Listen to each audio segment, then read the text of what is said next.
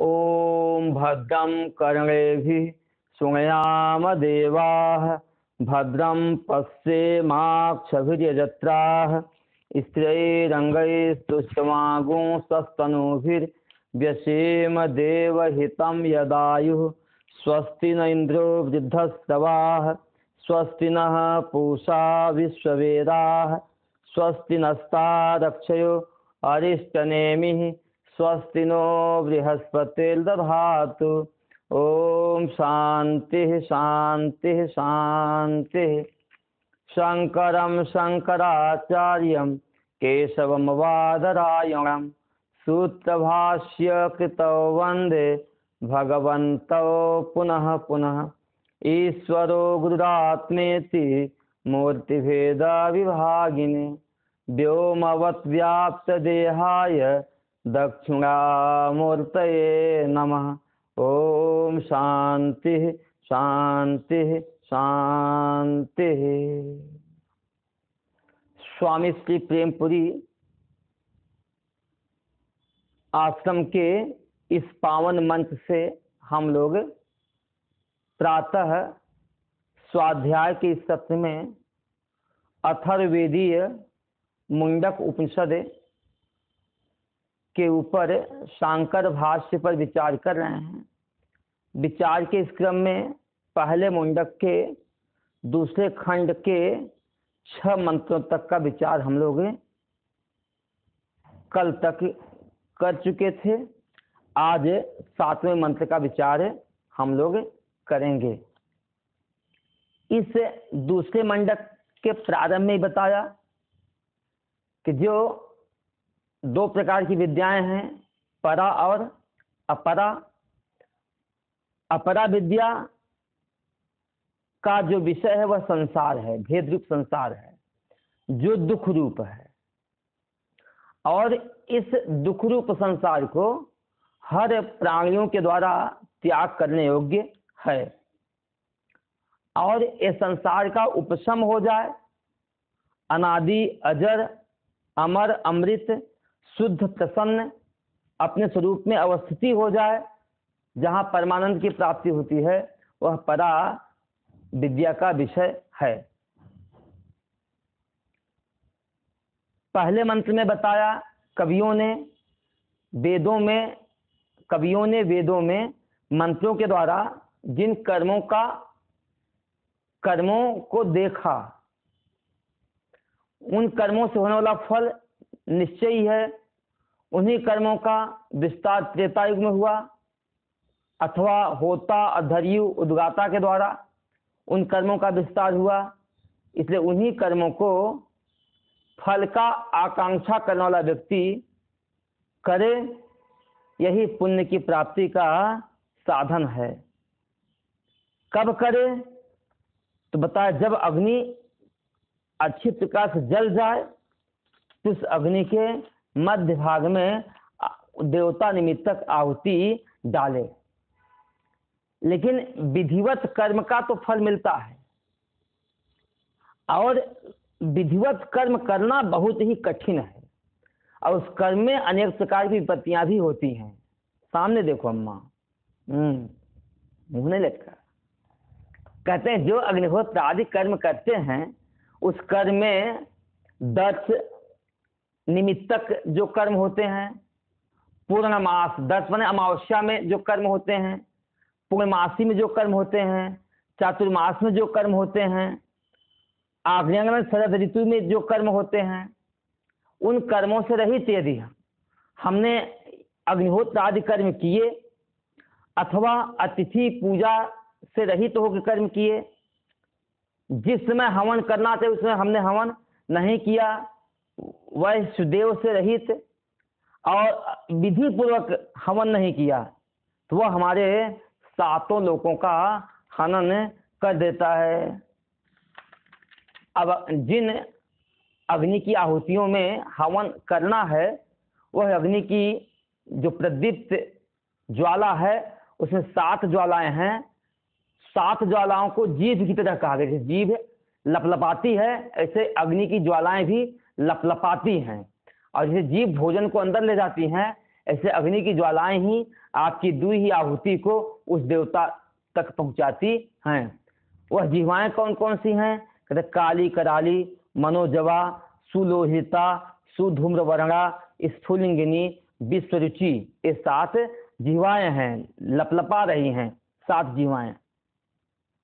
और कहते इन ज्वालाओं में, और ज्वालाएं भी कैसे हैं?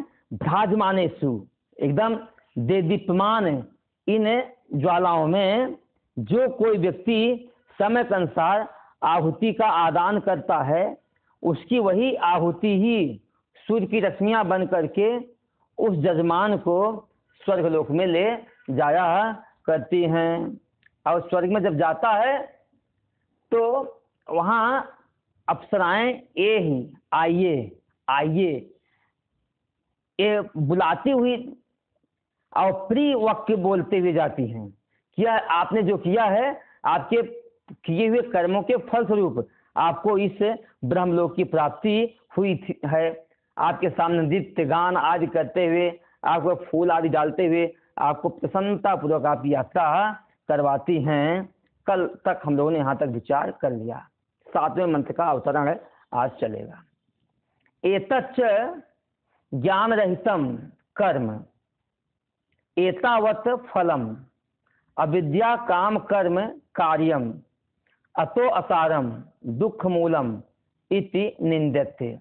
अब एक कर्म करने का एक भाव बताया, फल बताया कि या इमाम सुस्थिताम वाची, यह जो सुंदर वाणी कही गई है वेदों में कि निश्चय फल मिलेंगे, अप्सराएं आपको मिलेंगी, तो इसमें उलझने के लिए नहीं, बल्कि यहाँ से इनमें दोष आज देख करके इनसे अलग हटने के लिए ये बताई गई हैं।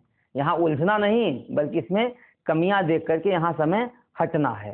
क्या कमियां देखना है, कैसे देखना है, तो ये बताए। एतच्च, यह जो कर्म है, इस प्रकार यह एतच्च, इस प्रकार यह ज्ञान रहितम कर्म, ज्ञान से रहित जो कर्म है, एतावत फलम, इतने फल वाला है। ज्ञान से रहित किए हुए अग्निहोत्र आदि का जो फल है, बस इतना ही है। एतावत फलम अविद्या काम कर्म कार्यम, यह अविद्या काम और कर्म का कार्य है। अविद्या का कार्य है, अविद्या से पैदा हुई वासना, वासना से हम जो कर्म करते हैं उस कर्म का यह कार्य है। इसलिए अविद्या का कार्य है, कामनाओं का कार्य है, कर्म का कार्य है, इसलिए असारम, इसलिए असार है। क्योंकि अविद्या से जो भी करोगे वह सार वाला नहीं होगा। अविद्या ने नासमझी से भी जो कुछ करोगे वह सब असारी होगा। कामना से ग्रसित होकर के भी जो कर्म करोगे वह भी असारी होगा। और जो भी कर्म करोगे यत्कृतकम तत् अनित्यम, जो कुछ करोगे सब विनाशी होगा, अनित्य होगा, इसलिए असार है, तत्व इसमें नहीं है। और दुख मूलम, साथ साथ दुख का मूल भी है, इसलिए इन कर्मों की निंदा इस मंत्र में की जा रही है। 7वें मंत्र में इस कर्म की निंदा की जा रही है। प्लवा हेते अजंघायज्ञ रूपा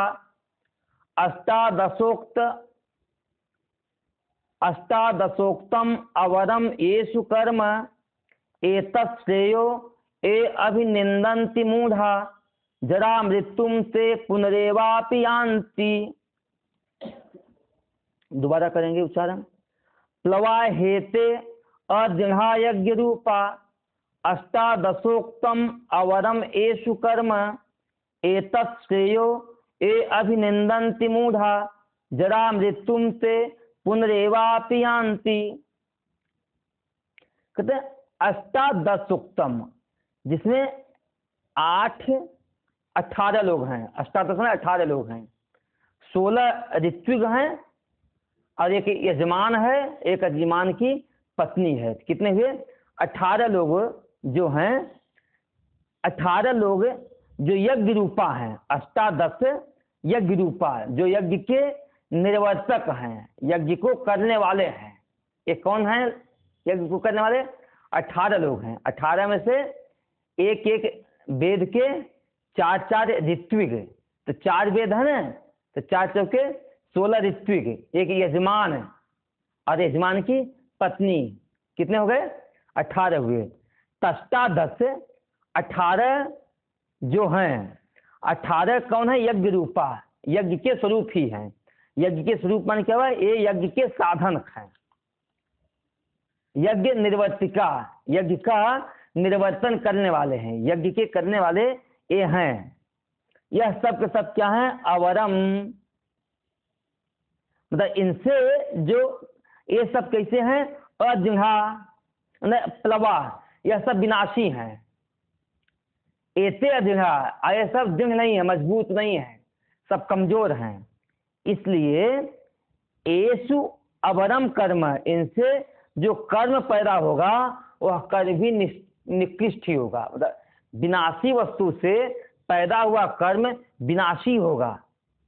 विनाशी वस्तु से पैदा हुआ कर्म क्या होगा? विनाशी होगा। अदृढ़ साधनों से टिका हुआ जो छप्पड़ होगा वह छप्पड़ भी मजबूत नहीं होगा, वह भी क्या होगा? कमजोर ही होगा। तो ये कहते हैं 18 जो यज्ञ के निर्वर्तक हैं, यह सब क्या हैं? कमजोर हैं और विनाशी हैं।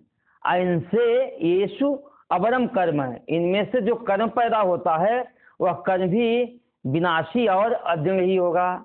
इसलिए एतत् श्रेयो, लेकिन कोई व्यक्ति यही हमारे कल्याण का साधन है, ये अभिनंदन जो इसी का अभिनंदन करते हैं, इसी कर्म को महत्व देते हैं, वह व्यक्ति मूढ़ माने जाते हैं, नासमझ माने जाते हैं। जरा मृत्युम ते पुनः एव अपयंती, यही कल्याण है, इसलिए इसी का अभिनंदन करते हैं। फिर वे जरा मृत्युम, ठीक है, इस कर्म को करने के बाद स्वर्ग जाएंगे, और स्वर्ग का जब पुण्य समाप्त हो जाएगा तो फिर जन्म लेंगे। तो जरा मृत्युम, फिर जन्म, जरा मृत्यु, यह बार बार पाते रहते हैं, इनको बार बार प्राप्त होते रहते हैं। तो इन कर्मों से इनको ये मुक्त नहीं होते हैं, इन कर्मों से जन्म मृत्यु के वशीभूत ही रहते हैं। अब इसका भाष्य, प्लवा विनाशिन इति अर्थ ही यस्मात् एते अदृढ़ अस्थिरा यज्ञ रूपा, यज्ञस्य रूपाणी यज्ञ रूपा, यज्ञ निर्वर्तिका निर्वर्तका, अष्टादश संख्याका, षोडश ऋत्विग पत्नी यजमानस्य इति अष्टादश।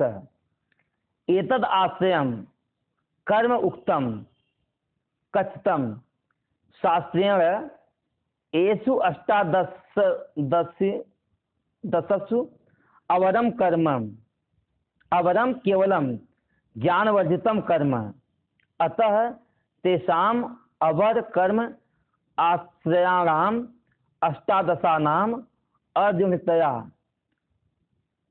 प्लवत्वात् प्लवते सह फलेन तत्साध्यम कर्म कुंड विनाशादिवत क्षीर दधि आदि नाम तत् स्थानानाम नाशः। कहते हैं प्लवा, प्लवा का अर्थ विनाशिन है, ये विनाशी हैं। ही माने यस्मात्, विनाशी हैं इस कारण से। अदृढ़, एते अदृढ़, ये सब अदृढ़ है, मजबूत नहीं है। बस जो विनाशी होगा वो मजबूत होगा क्या? जो विनाशी होगा, ही माने इस कारण से, एते अदृढ़, यह सब अदृढ़ हैं। कौन अदृढ़ है? कहते यज्ञ रूपा। तो अध्ययन अस्थिरा, स्थिर नहीं है। कौन अस्थिर नहीं है? कहते यज्ञ रूपा। यज्ञ रूपा का मतलब क्या? यज्ञ, यज्ञस्य रूपाणी यज्ञ रूपा, जो यज्ञ के रूप हैं, यज्ञ के जो यज्ञ रूप हैं उनको यज्ञ रूपा बताया।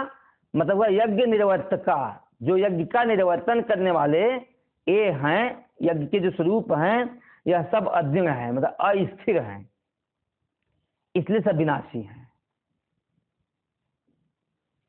भाई यज्ञ जिनसे सिद्ध होता है, यज्ञ करने में जो सहायक हैं, तो वे सब के सब क्या है, प्लवा हैं। प्लवा माने विनाशी न है, विनाशी हैं। ही माने यस्मात्, विनाशी है इस कारण से।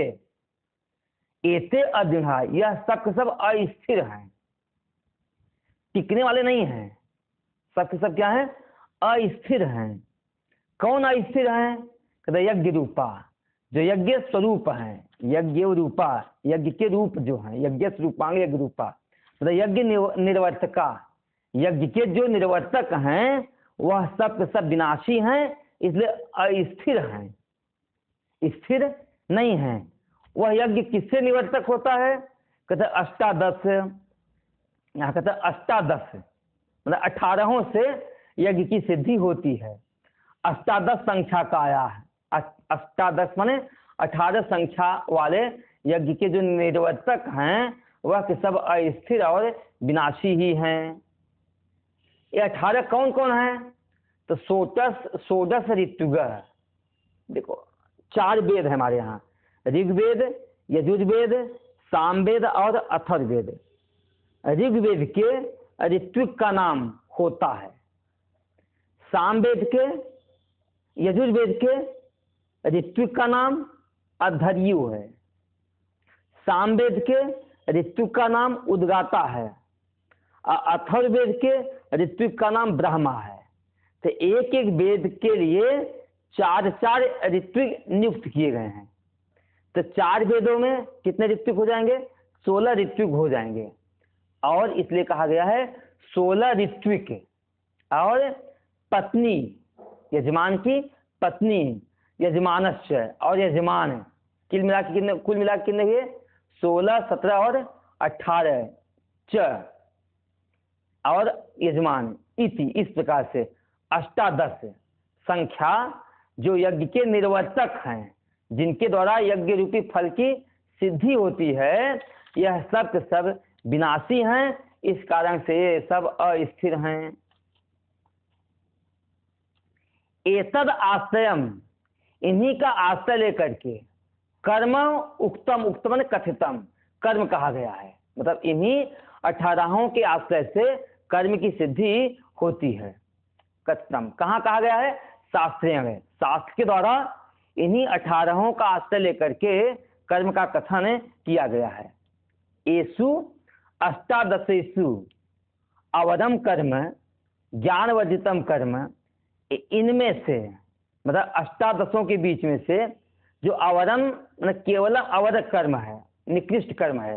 निकृष्ट कर्म कौन है, ज्ञानवर्जितम कर्म है, जो ज्ञान से रहित कर्म है वह सब के सब क्या है, निकृष्ट कर्म है। अतः तेसाम अवरम कर्म आश्रयाणाम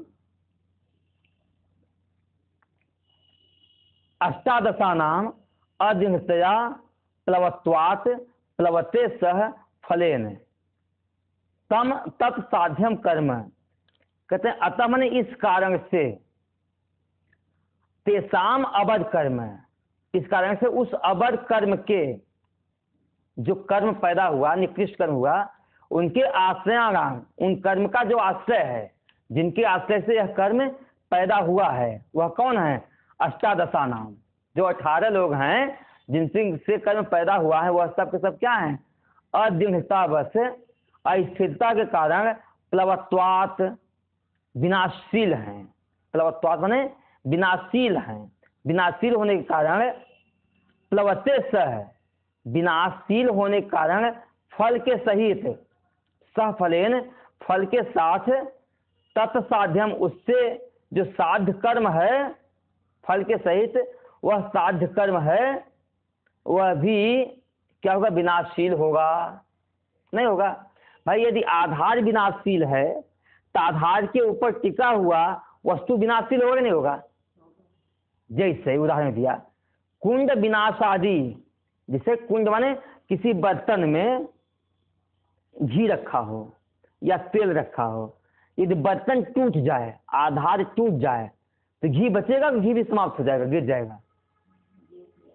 तो वही कह रहे हैं कि कुंड विनाश आदि, कुंड का विनाश कर दो, जिस बर्तन में रखा है उस बर्तन को तोड़ दो, तो उस कुंड के सहारे पर रहने वाला क्षीर है, दूध है, दधी आदि नाम या अथवा दही है, वह तत्स्थाना नाम नाश, उसमें रहने वाले उसका भी क्या हो जाएगा, नाश हो जाएगा।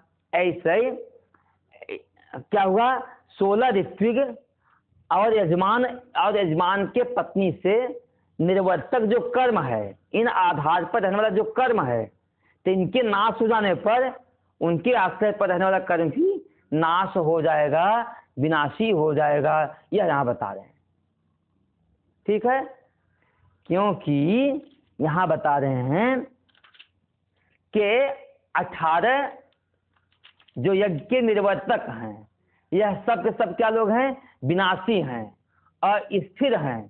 तो इनसे जो पैदा हुआ ज्ञान रहित निकृष्ट कर्म होगा, वह भी उसी प्रकार से विनाशी और अस्थिर ही होगा।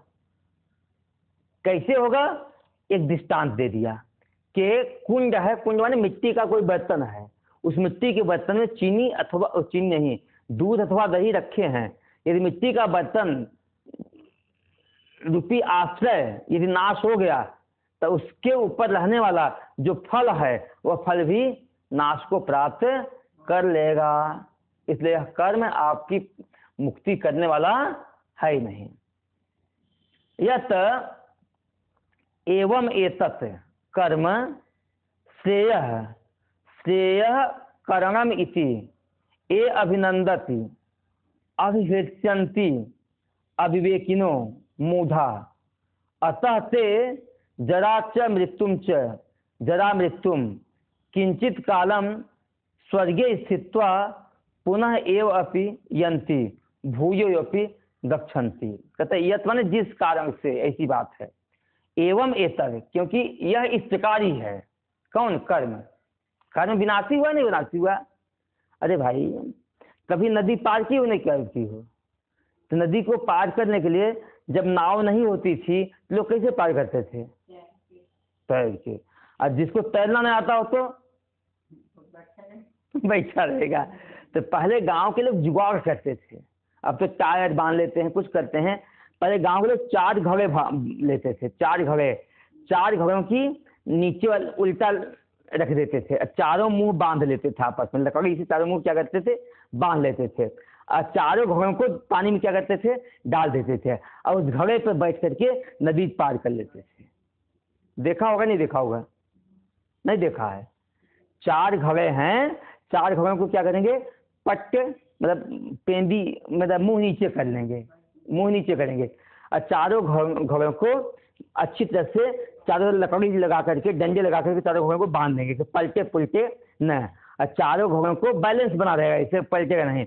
और पानी में डाल देते हैं, और उसके ऊपर बीच में क्या करेगा, आदमी बैठ जाएगा और हाथ से ऐसे करके नदी क्या करेगा, पार कर लेगा। अच्छा, मान लो घड़े कच्चे हो जाएं, अच्छा घड़े पक्के हैं तो नदी के पार चला जाएगा। अब मान लो घड़ा पक्का ना होवे, घड़ा क्या होवे, कच्चा होवे, अब वो नदी उस कच्चे घड़े को अभी पकाए नहीं है, कच्चे घड़े को लकड़ी से बांध करके इसके ऊपर बैठ करके नदी में गया तो थोड़ी दूर तो जाएगा नहीं जाएगा। इसके बाद जब कच्चा घड़ा मिट्टी क्या हो जाएगा, बहेगी, और जब मिट्टी बह करके जमीन मिल जाएगी तो आदमी बचेगा, डूब जाएगा। तो ऐसे हम लोग धन जब आश्रय जो हमारा कमजोर है, तो उस आश्रय के रहने वाला, उस आश्रय के ऊपर रहने वाला व्यक्ति भी डूबेगा। तो जो यज्ञ रूपी कर्म का अनुष्ठान किया, तो उस यज्ञ रूपी कर्म के अनुष्ठान में 18 साधक थे, 16 ऋत्विक, यजमान और यजमान की पत्नी। इनसे जो कर्म मिला, तो उस कर्म का जो फल मिला, तो फल का जो आधार था वह नित्य था का नित्य था, विनाशी था, मजबूत नहीं था। और उससे जो पैदा हुआ फल होगा, उस पर बैठ करके उस यज्ञ रूपी मिट्टी की नाव पर बैठ के यदि पार करना चाहेंगे भवसागर को, तो पार हो जाएंगे, दोबारा बीच में डूबेंगे।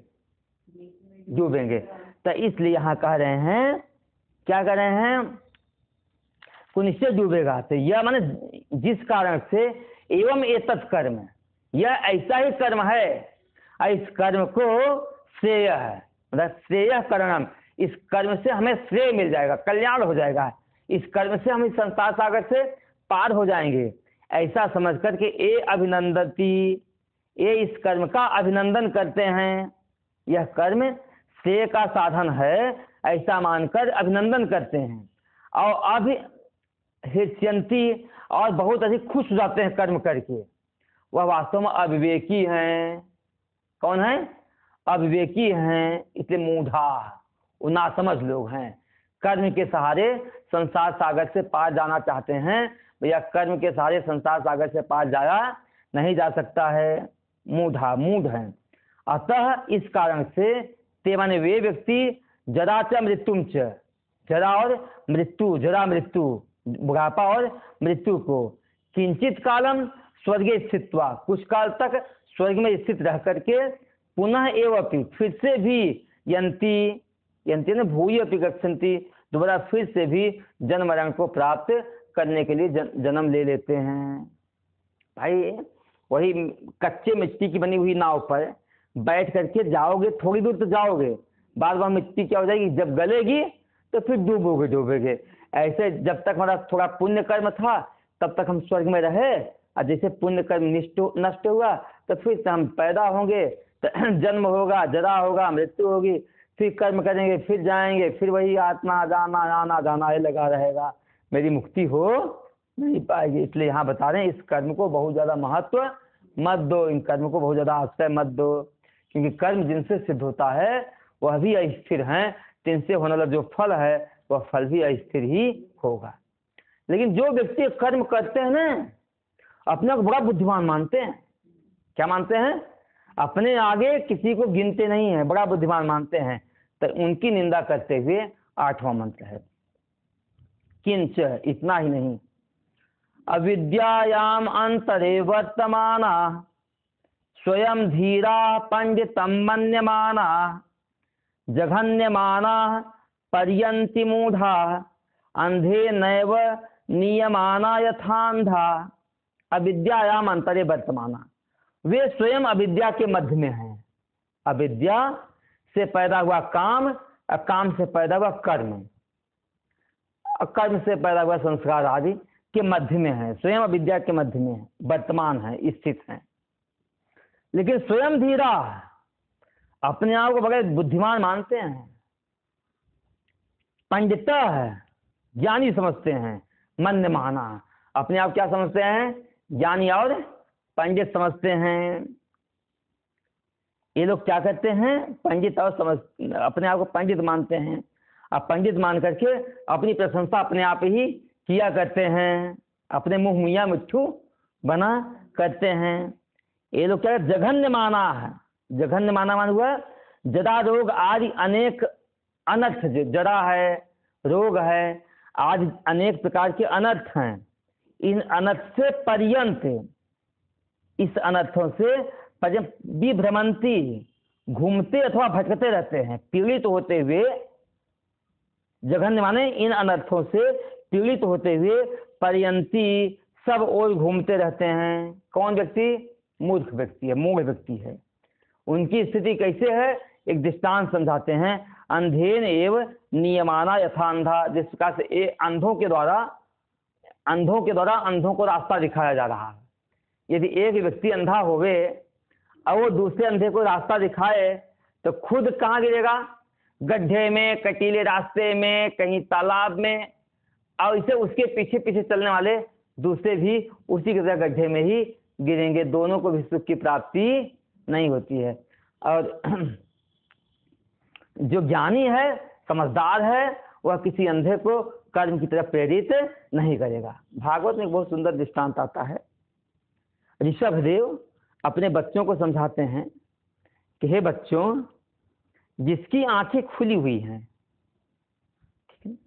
जिसकी आंखें खुली हुई हैं और वह कहीं बैठा हुआ हो जिस रास्ते के किनारे, और उस रास्ते में बीच में कुआं है, अब उस कुएं की तरफ कोई अंधा जा रहा हो, तो अब बताओ, जिसकी आंखें खुली हुई हैं, क्या वह व्यक्ति उस अंधे को उस रास्ते में जाने देगा? क्या रोकेगा? क्योंकि वह जानेगा कि इसको तो समझ है ही नहीं, यदि यह जाएगा रास्ते में तो कुएं में ही गिरेगा।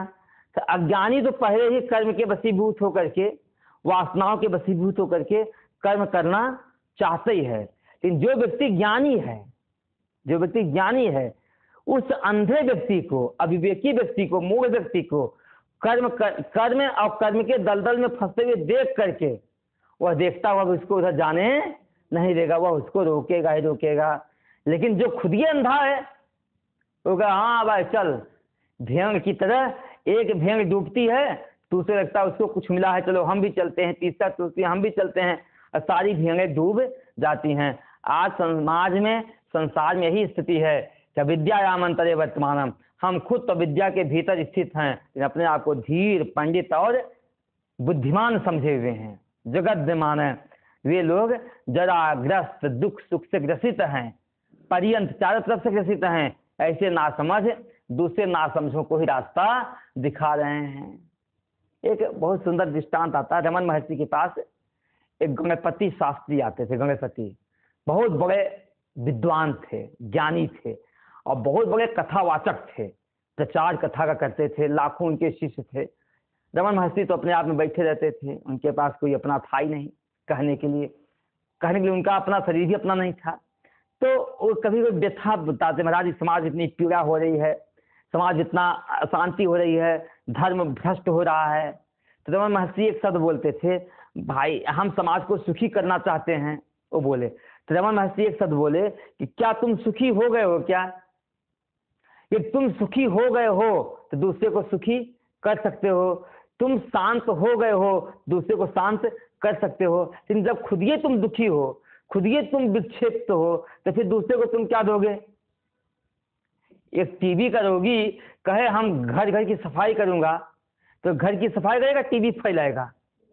ऐसे संसार में खुद हम अविद्या से ग्रसित हैं, अपने आप को बुद्धिमान मान करके अपनी प्रशंसा अपने आप ही कर रहे हैं। और ऐसा व्यक्ति खुद डूबेगा और अपने पीछे चलने वाले दूसरों को भी डुबाएगा। जैसे एक अंधा दूसरे अंधे को रास्ता दिखा रहा है। आज हमारे समाज में यही हो रहा है। हमारी कामनाएं, हमारी वासनाएं, हमारी इच्छाएं समाप्त नहीं है हो रही हैं, हम दूसरे की कामनाओं, इच्छाओं को समाप्त करने वाले बन रहे हैं। भाई दूसरे की इच्छा कामना कैसे समाप्त होगी बता? दूसरे की कामना इच्छा समाप्त करने के लिए पहले आपको अपनी इच्छा और कामना समाप्त करना पड़ेगा ही। नहीं आजकल यही एकदम, आज के परिप्रेक्ष्य में श्लोक बहुत प्राप्त लगता है। अंधे नेव नियमाना यथा अंधा, जिससे अंधे के द्वारा लिया जा रहा हो दूसरा अंधा, पहला अंधा भी गिरेगा, उसके पीछे चलने वाला दूसरा अंधा भी गिरेगा। ऐसे समाज में मार्गदर्शक लोग ही खुद भ्रमित हैं और खुद दुख सुख मान अपमान से ग्रसित हैं, वह दूसरे को भी डुबाएंगे, वह मुक्ति करने वाले हैं ही नहीं। भाष्य, अविद्यायाम अंतरे मध्ये वर्तमाना अविवेक प्रायाः स्वयं वयम एव धीराः धीमन्तः पंडिता विदित वेदितव्यश्च वेदितव्याश्च इति मन्यमानाः आत्मानं संभावयन्तेः ते च जघन्यमानाः जरा रोग आदि अनेक अनर्थ भ्रातैः हन्यमाना भीषम पीड्यमाना पर्यन्ति विभ्रमन्ति मूढ़ा दर्शन वर्जितत्वात् अंधेन एव अचक्षुष्केण एव नियमानाः प्रदर्शमान मार्गा यथा लोके अंधा अक्षरहिता गर्त कंटक आदव पतंती तदवत। कहते हैं अविद्यायाम अंतरे का अर्थ क्या? मध्य। स्वयं हम अविद्या के बीच में हैं। वर्तमाना माने स्थिरा, हम अविद्या के बीच में रहते हैं। अविद्या के बीच में रहते हैं, इसकी पहचान क्या है? अरे कामना से ग्रसित हैं, अविद्या का पैदा हुआ काम है, क्रोध है, लोभ है, मद है, मत्सर है, ये विद्या के सहायक है ना, इनके द्वारा हम ग्रसित हैं। तो विद्या के बीच में ही हम रह रहे हैं, वर्तमाना रहते हैं। मतलब अविवेक प्रायः, अविवेकी हैं, प्रायः कर क्या है, अविवेकी हैं। लेकिन अविवेकी होते हुए भी स्वयं वयमेव धीरा, हम ही बुद्धिमान हैं, वयमेव धीरा, हम ही खुद क्या है, बुद्धिमान हैं। पंडिता, हम ही ज्ञानी हैं। ऐसे विदित वेदितव्या है, ये वस्तु को जानने वाले हैं, हम ही पंडित हैं, माने विदित वेदितव्य है, जानने योग्य जो विषय है उसको मैं सब कुछ जानता हूँ। चैति मन माना, ऐसा अपने आप को मानते हैं, जो कुछ जानना है सब कुछ मैं जानता हूँ। आत्मानम संभावयंत है, वे अपने आप को ही सम्मानित करते हैं, अपने आप को ही सम्मानित करने वाले। ते माने वे मूढ़ व्यक्ति, जघन्य माना, जघन्य माने हुआ जरा रोग आदि अनेक अनर्थ प्राप्त ही, जरा है, रोग है आदि अनेक जो अनर्थ हैं, उस अनर्थ के समूहों के द्वारा हन्य माना मारे हुए हैं। जरा रोग आदि अनेक दुख उसको दुखी करते रहते हैं। हन्य माना का अर्थ किया भीषम पीड्यमानम, बहुत ज्यादा पीड़ित होते हुए भी है। अब पीड़ित होता हुआ व्यक्ति परियंती माने विभ्रमंती, घूमता रहता है, यहाँ वहां सब जगह घूमता रहता है। कौन व्यक्ति घूमता है? मूढ़ा, जो मूढ़ व्यक्ति है, नासमझ व्यक्ति है, वही संसार में यहाँ वहां 10 जगह घूमता रहता है। दर्शन वर्जितत्वात्, जो दर्शन से रहित है, संसार में जो दर्शन से रहित है, मतलब आंख इंद्रिय से रहित है। अंधे ने, ऐसे अंधे के द्वारा, अचक्षु के से, मतलब अंधे ने बिना चक्षु वाले के द्वारा ही नियमाना ले जाया जाता है। प्रदर्शन मान मार्गा, रास्ते को दिखाने के लिए इसके द्वारा ले जाया जाता है। यथालोके, जिसका श्लोक में अंधा यक्षी रहता, जो आंख से रहित है, वह गत कंटकादो पतंती, गड्ढे में जहाँ कांटे हैं उस रास्ते में इसे गिरता है, उसी प्रकार से यह अविवेकी व्यक्ति भी दूसरे को उसी दुख कामना क्रोध के कांटे में डुबा ही देगा, उसको सुख की प्राप्ति होती नहीं है। आज हमारे समाज की स्थिति, हम सब की स्थिति क्या हो गई है? यही हो गया, हम स्वयं डूबे हैं, हम स्वयं डूबे हैं, दूसरे को लेके डूबेंगे, यही स्थिति हमारी हो गई है। इतने नहीं, और भी बता रहे हैं। अविद्यायां बहुधा वर्तमाना वयं कृतार्था इति अभिमन्यन्ति बालाः यत् कर्मणो न प्रवेदयन्ति रागात् तेनातुरा शिवलोकाश्च्यवन्ते। दोबारा करेंगे। अविद्यायां बहुधा वर्तमाना वयं कृतार्था इति अभिमन्यन्ति बालाः यत् कर्मणो न प्रवेदयन्ति रागात् तेनातुरा क्षीणलोकाश्च्यवन्ते। अविद्यायां बहुधा वर्तमानम, बहुधन ज्यादातर अविद्या में रहने वाले लोग हैं। कौन? बाला, मूर्ख लोग हैं। और वयम कृतार्था, हम ही कृतार्थ हैं, जो कुछ करना था हम कर लिए हैं, हम कृतार्थ हैं, ऐसा अभिमन्यन्ति, अपने में अभिमान किया करते हैं।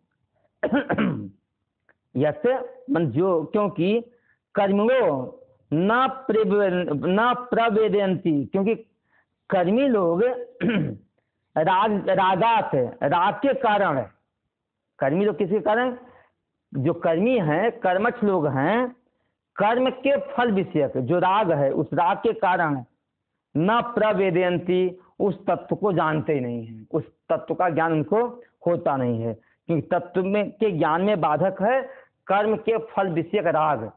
कर्म के फल विषयक राग को जब तक छोड़ेंगे नहीं, तब तक तत्व ज्ञान होगा नहीं है। इसलिए तो इस कारण से आतुरा, दुख से आर्त होकर के, दुख से दुखी होकर के, शिवलोका, स्वर्ग से च्युत होकर के नीचे गिरते हैं, नीचे पशु पक्षी मनुष्य आदि कई योनियों में भटकते रहते हैं। ये स्थिति है हम सबकी, हमें लगता है यही स्थिति है।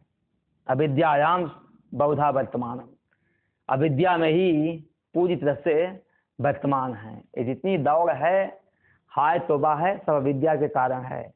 लोभ काम क्रोध जितने हैं सब किसके कारण है? अविद्या के कारण ही हैं।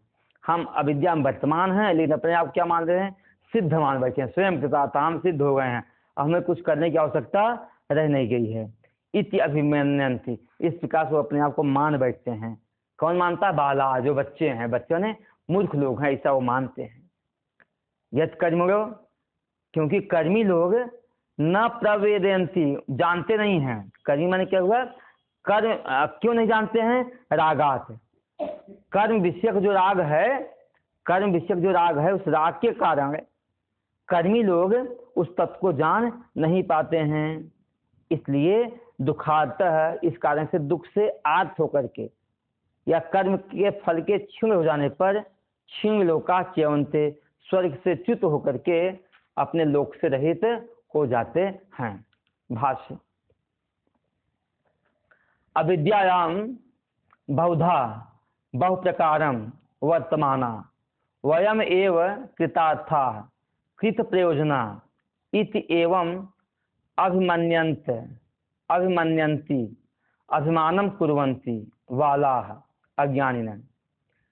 यदस्मात् एवं कर्मणो न प्रवेदयन्ति तत्त्वं न जानन्ति रागात् कर्म फल राग अभिभव निमित्तं तेन कारणेन आतुराः दुखार्ताः सन्तः क्षीणलोकाः क्षीणकर्मफलाः स्वर्गलोकात् च्यवन्ते।